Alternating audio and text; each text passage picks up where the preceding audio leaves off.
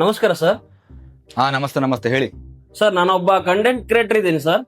ಏನ್ content create ಮಾಡ್ತೀರಿ ನೀವು? ಸರ್ 8 ವರ್ಷದಿಂದ ಮುಕ್ಳರಂಗ್ ಸ್ಟ್ರಗಲ್ ಮಾಡಿ ಪೇಂಟಿಂಗ್ ವಿಡಿಯೋ ಮಾಡಿ ಇನ್ಸ್ಟಾಗ್ರಾಮ್ ಅಪ್ಲೋಡ್ ಮಾಡಿದ್ರೆ 300ಕ್ಕಿಂತ ಜಾಸ್ತಿ ವ್ಯೂಸ್ ಇಲ್ಲ. ಆಯ್ತು, ನಿಮ್ಗೆ ಒಂದು 10,000 ಫಾಲೋವರ್ಸ್, ಎಲ್ಲ ವಿಡಿಯೋಗೆ 7-8 ಸಾವಿರ ವ್ಯೂಸ್ ಕೊಡ್ತೀನಿ, ಹೋಗ್ರಿ. Thank you sir. ಅವನವನ್ ಇಷ್ಟಾರ ಕೊಡಕ್ ಕುಂತಿರಲ್ಲ ನೀವು. ಆಯ್ತಾಯ್ತು. ನೆಕ್ಸ್ಟ್. ನಮಸ್ತೆ sir.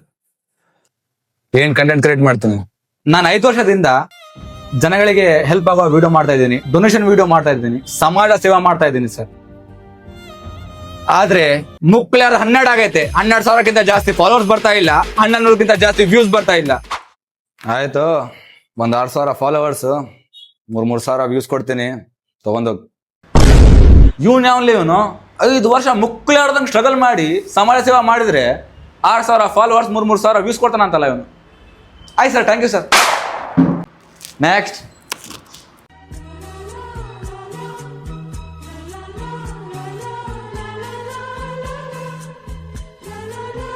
Good morning sir. Good morning madam. ನೀವು ಅದಕ್ಕೆ ಇಲ್ಲಿ ಬರಕ್ ಹೋಗಿರಿ? ನಿಮ್ಗೆ ಆಲ್ರೆಡಿ 10,000 ಫಾಲೋವರ್ಸ್, ಎಲ್ಲ ವಿಡಿಯೋಸ್ಗೆ 100K ವ್ಯೂಸ್ ಕೊಟ್ಟಿನಲ್ಲ. ಅಷ್ಟು ಬೇಡ, ಇನ್ನೂ ಬೇಕು ನನ್ಗೆ. ಇನ್ನ ಫಾಲೋವರ್ಸ್, ಇನ್ನ ವ್ಯೂಸ್ ಬೇಕಾ? ನನ್ಗೆ 1 ಮಿಲಿಯನ್ ಫಾಲೋವರ್ಸ್, ಎಲ್ಲ ವಿಡಿಯೋಸ್ಗೆ 1 ಮಿಲಿಯನ್ ವ್ಯೂಸ್ ಬೇಕು. ಹೌದಾ? Okay sir. ಮೇಡಮ್ಗೆ ನೆಕ್ಸ್ಟ್ ವೀಕ್ ತನ 1 ಮಿಲಿಯನ್ ಫಾಲೋವರ್ಸ್ ಬರ್ಬೇಕು.